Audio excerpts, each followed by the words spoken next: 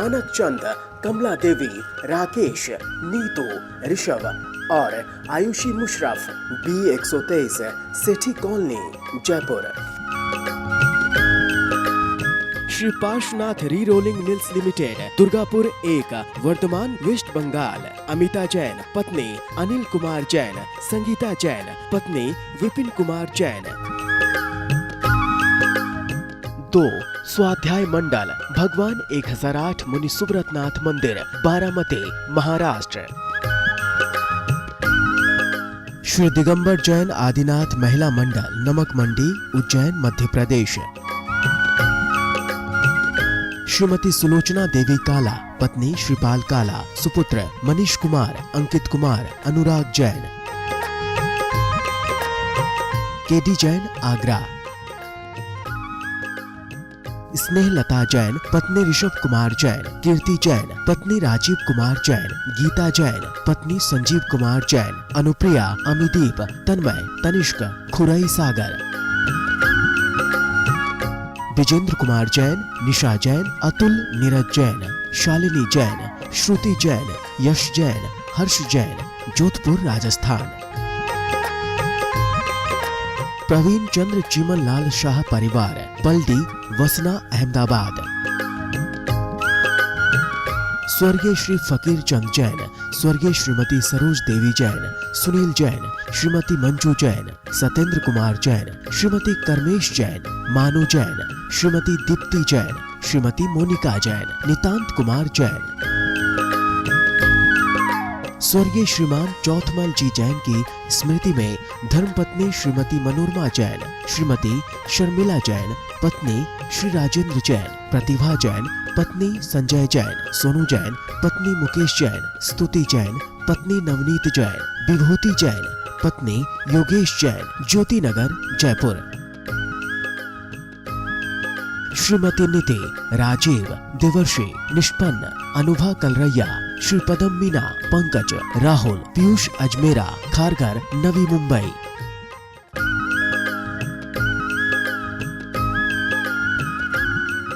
जय जिनेन्द्र, नमः श्री वर्धमानाय निर्धूत कलिलात्मने सालोकानां त्रिलोकानां यद्विद्यादर्पणायते।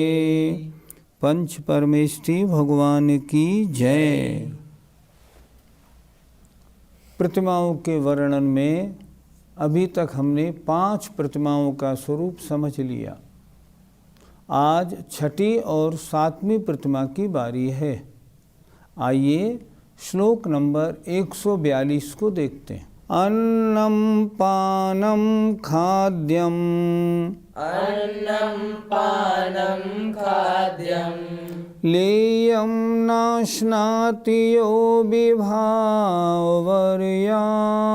लेयं नाशनाति यो विभावर्याम, सचरात्रिभुक्तिविरतः, सचरात्रिभुक्तिविरतः, सत्त्वेषनुकम्पमानमनः, सत्त्वेषमनुकम्पमानमनः। बोलो। अन्नम पानम खाद्यम, लेयम नाश्नाति यो विभावर्याम, सचरात्रिभुक्तिविरतः, सत्त्वेषनुकम्पमानमनः। रात्रि भोजन त्याग प्रतिमा। शब्दार्थ बहुत सरल। रात्रि में भोजन करने का त्याग करने वाली प्रतिमा। इस प्रतिमा का धारी रात्रि में चारों प्रकार के आहार का त्याग रखता है। देखें, अन्नम, अन्न, दाल, रोटी आदि। पानम, पीने योग्य वस्तु, दूध, पानी आदि। खाद्यम अर्थात सुपारी, इलायची आदि। और लेयम, चाटने योग्य वस्तु आदि। इनको न अश्नाति, नहीं खाता है। यो माने जो, विभावर्याम माने रात्रि में। अर्थ कैसे लगाएंगे? जो अन्न दाल रोटी आदि, पानम दूध पानी आदि, खाद्यम सुपारी इलायची आदि, लेयम या चाटने की वस्तु, इनको यो माने जो विभावर्याम रात्रि में न अस्नाति नहीं खाता है। स माने वह रात्रि भुक्ति विरत है, अर्थात रात्रि भोजन त्याग प्रतिमा का धारी है। वो कैसा है व्रती? सत्वेषु प्राणियों पर अनुकंप मान मनाह, अत्यंत दया रखने वाला है। मैं रात्रि में भोजन नहीं करूँगा, कुछ भी नहीं पीऊँगा। क्यों? रात्रि में खाने पीने में तो महान जीव हिंसा होती है। पंडित जी, रात्रि भोजन त्याग तो चौथे गुणस्थान में ही हो गया, तो फिर इस प्रतिमा की क्या विशेषता है? आपका कहना बिल्कुल ठीक है। जब व्रती बनने को आया था तो रात्रि भोजन तो पहले ही छोड़ दिया था, फिर ये प्रतिमा क्यों? इस प्रतिमा का मतलब ये होता है कि रात्रि में भोजन न करेगा, न कराएगा और अनुमोदना भी नहीं करेगा।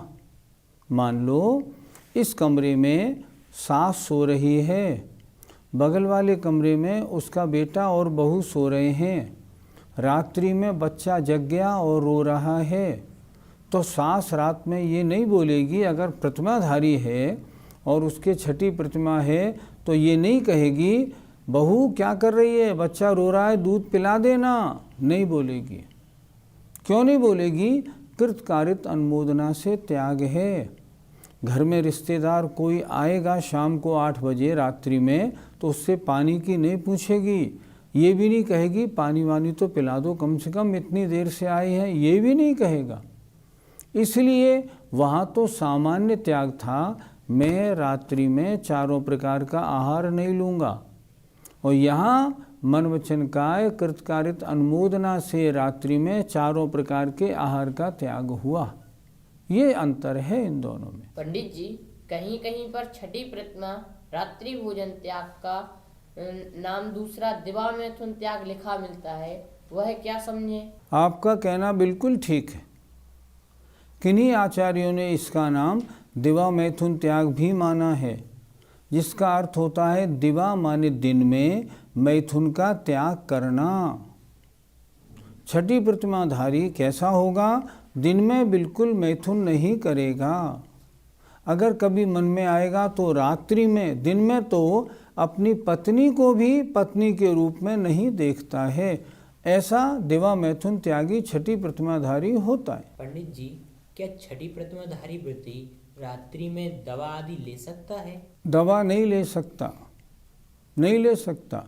हाँ, इतना ज़रूर है, अगर सिर में दर्द है तो सिर में ऊपर दवाई मल सकता है, ये तो कर सकता है, लेकिन दवा गोली उठा के खा ले पानी से, नहीं, ये नहीं कर सकता। क्योंकि उसके तो बिल्कुल त्याग है। चारों प्रकार के आहार का त्याग होने से अब कोई भी वस्तु नहीं बची जो वो रात्रि में ले ले। इसलिए रात्रि में इंजेक्शन वगैरह कुछ भी नहीं लेगा। पंडित जी, कुछ त्यागी व्रती तो रात्रि में तेल आदि से मालिश करवाते हुए दिखाई देते हैं, तो वह भी तो लेपाहार हुआ। तेल मालिश पैरों में कराना, जैसे क्या होता है, रात्रि में भैया वृत्ति के लिए महाराज के पास जाते हैं तो क्या करते हैं, महाराज के पैरों की तेल मालिश करते हैं। तो ये तेल मालिश करना लेप्याहार नहीं होता। लेप्याहार तो एक इंद्रिय जीवों के होता है, हम पंचेंद्रिय जीवों के लेप्याहार नहीं होता। ये आहार नहीं है, ये भैयावृत्ति है। इससे शरीर को आहार भोजन नहीं मिलता।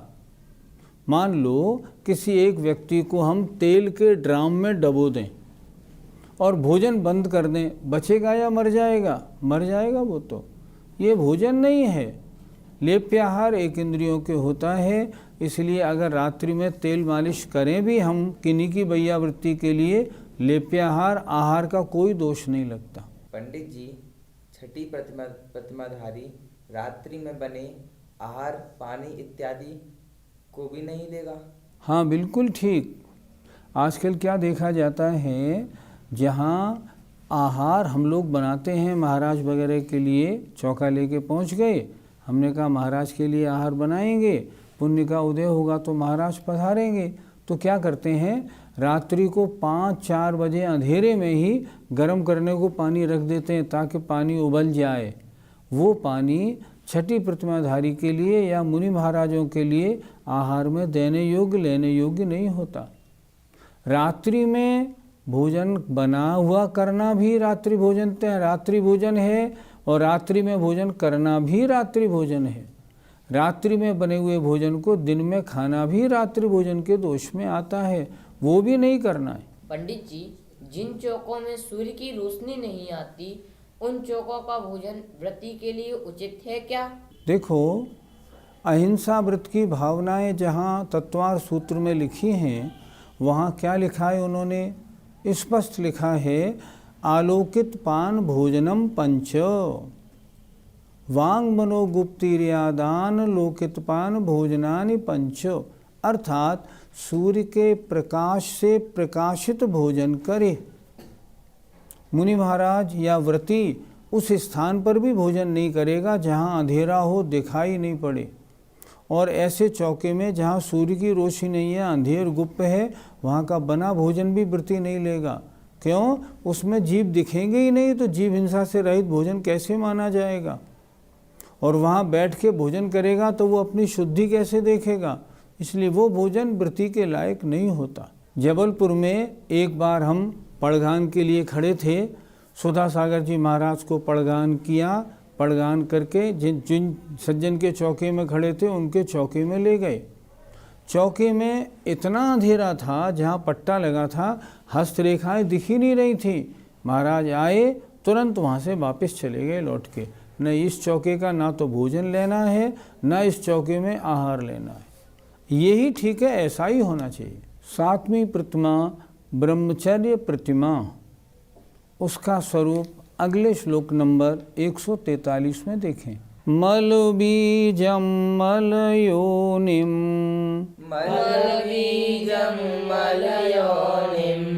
गलन मलम पूति गंधि बीभत्सम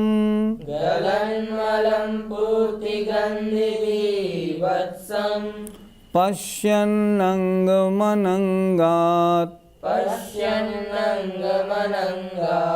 विरमतियो ब्रह्मचारी सह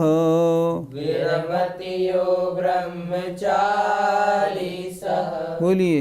मलबीजम मलयोनिम गलन मलम पूति गंधि बीभत्सम पश्यन्नंग मनंगात विरमतियो ब्रह्मचारी सह।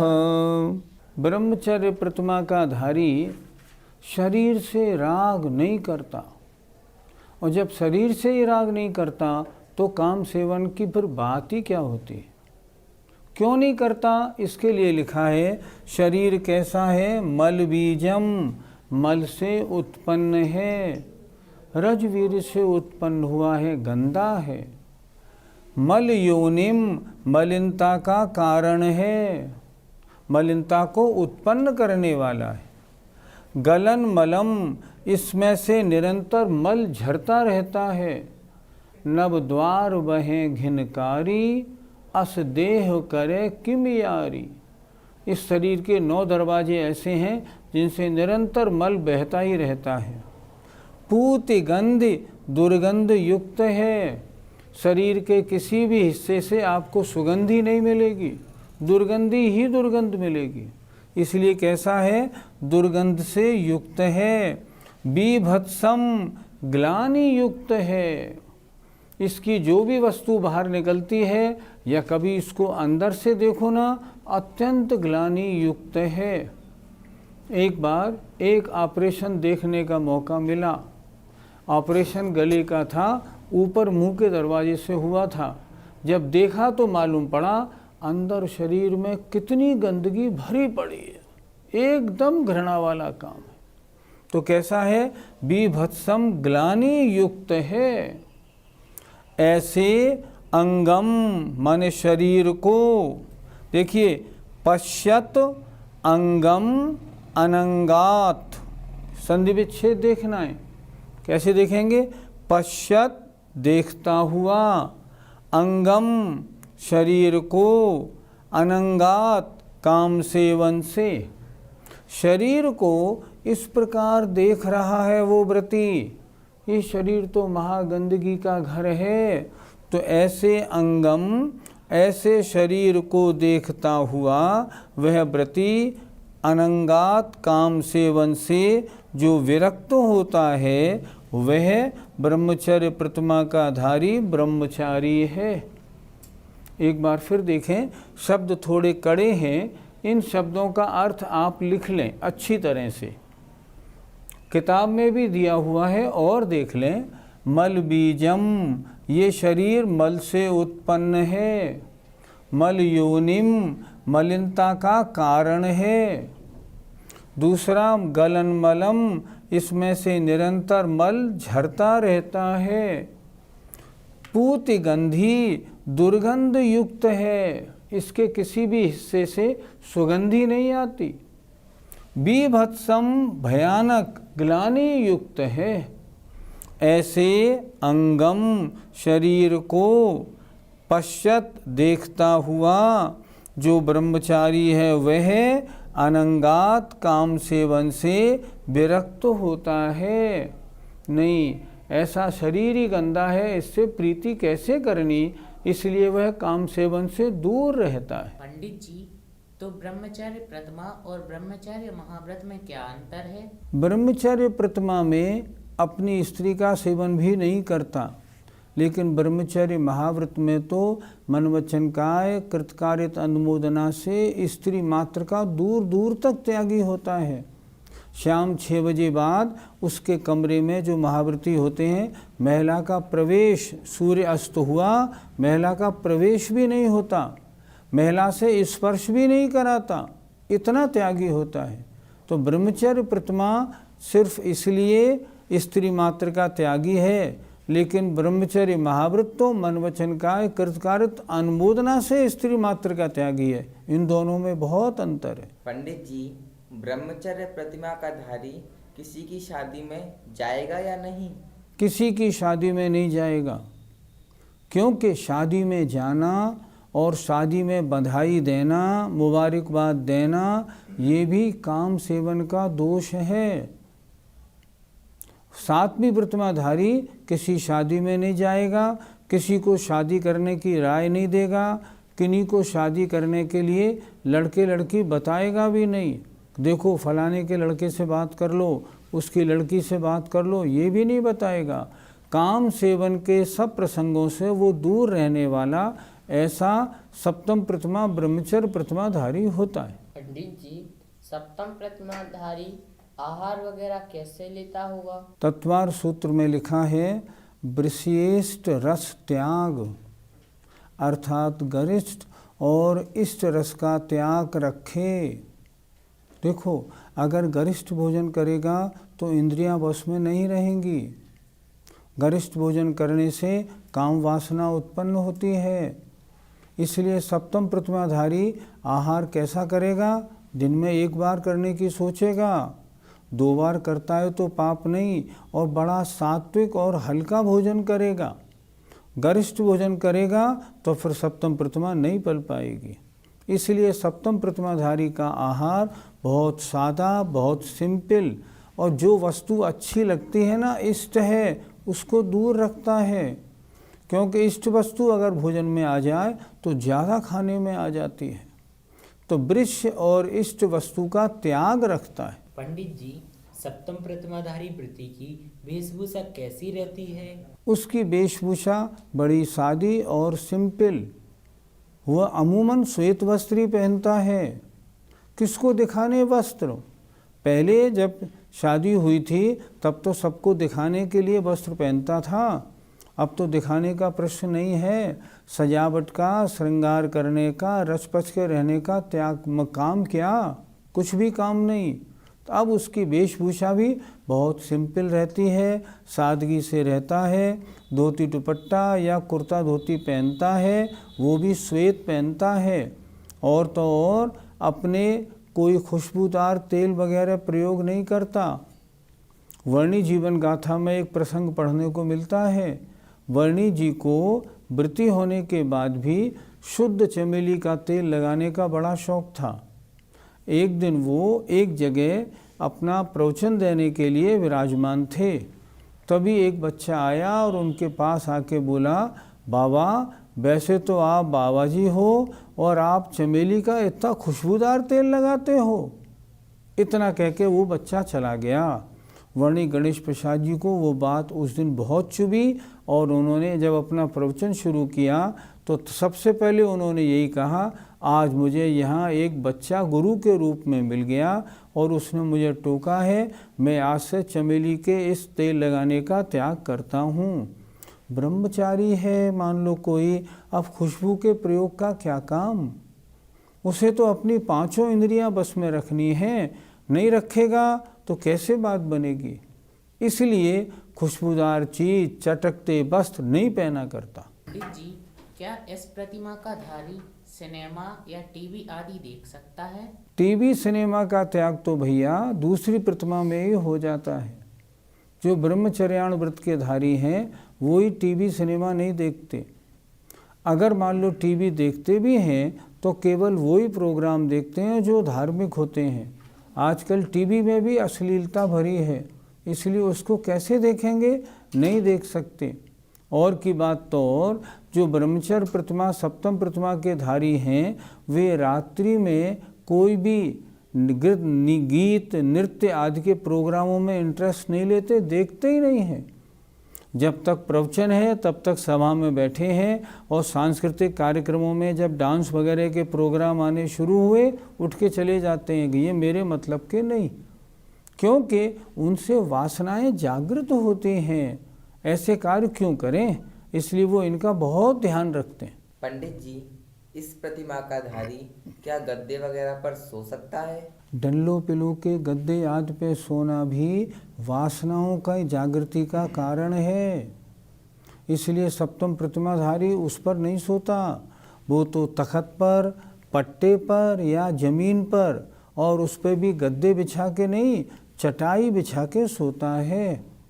उसकी हर चीज़ इस तरह रहती है उसमें वासना का कोई भी प्रतीक ना बने, इसलिए वो हर चीज़ की सावधानी रखता है। ब्रह्मचारियों को हम देखते भी हैं वो चटाई वगैरह के ऊपर ही सोते हैं और ओढ़ने के लिए भी रजाई वगैरह मोटी मोटी नहीं लेते, वो उनसे भी दूर रहते हैं। खेस ओढ़ी और सो गए, ऐसा क्यों? लक्ष्य क्या है? लक्ष्य ये है मैं कुछ दिन तक अभी प्रतिमाधारी श्रावक हूँ, मुझे जल्दी से जल्दी मुनि बनना है। अगर मैं अभी सर्दी गर्मी का अभ्यास नहीं बनाऊंगा तो फिर कैसे होगा? आगे मुनि कैसे बनूंगा? तो अभ्यास के बतौर गद्दे आदि पे न सो के वो चटाई आदि तख्त आदि पे सोता है और ओढ़ने के लिए भी रजाई वगैरह का प्रयोग नहीं करता, और ओढ़ने में खेस ही प्रयोग करेगा, मोटी चद्दर ली और उसमें कर ली। इस तरह सप्तम प्रतिमा ब्रह्मचर्य प्रतिमा है, इसका स्वरूप आचार्य ने कहा। जय जिनेन्द्र। मानक चंद, कमला देवी, राकेश, नीतू, ऋषभ और Ayushi Musharraf, B123, Sethi colony, Jaipur. Shri Parshwanath re rolling mills limited, Durgapur 1, वर्तमान वेस्ट बंगाल। अमिता जैन, पत्नी अनिल कुमार जैन, संगीता जैन, पत्नी विपिन कुमार जैन। 2, स्वाध्याय मंडल, भगवान 1008 मुनि सुब्रतनाथ मंदिर, बारामती, महाराष्ट्र। श्री दिगंबर जैन आदिनाथ महिला मंडल, नमक मंडी, उज्जैन, मध्य प्रदेश। श्रीमती सुलोचना देवी काला, पत्नी श्रीपाल काला, सुपुत्र मनीष कुमार, अंकित कुमार, अनुराग जैन। केडी जैन, आगरा।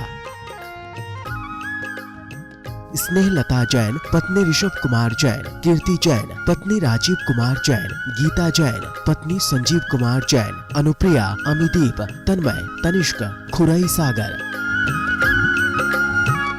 विजेंद्र कुमार जैन, निशा जैन, अतुल, नीरज जैन, शालिनी जैन, श्रुति जैन, यश जैन, हर्ष जैन, जोधपुर राजस्थान। प्रवीण चंद्र चीमन लाल शाह परिवार, पलडी, वसना, अहमदाबाद। स्वर्गीय श्री फकीर चंद जैन, स्वर्गीय श्रीमती सरोज देवी जैन, सुनील जैन, श्रीमती मंजू जैन, सत्येंद्र कुमार जैन, श्रीमती कर्मेश जैन, मानु जैन, श्रीमती दीप्ति जैन, श्रीमती मोनिका जैन, नितांत कुमार जैन।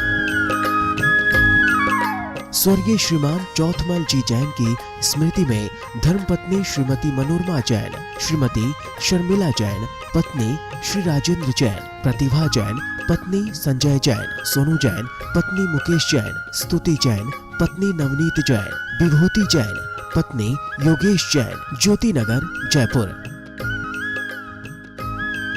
श्रीमती नीति, राजीव, देवर्षि, निष्पन्न, अनुभा कलरैया, श्री पदम मीना, पंकज, राहुल, पीयूष अजमेरा, खारघर, नवी मुंबई।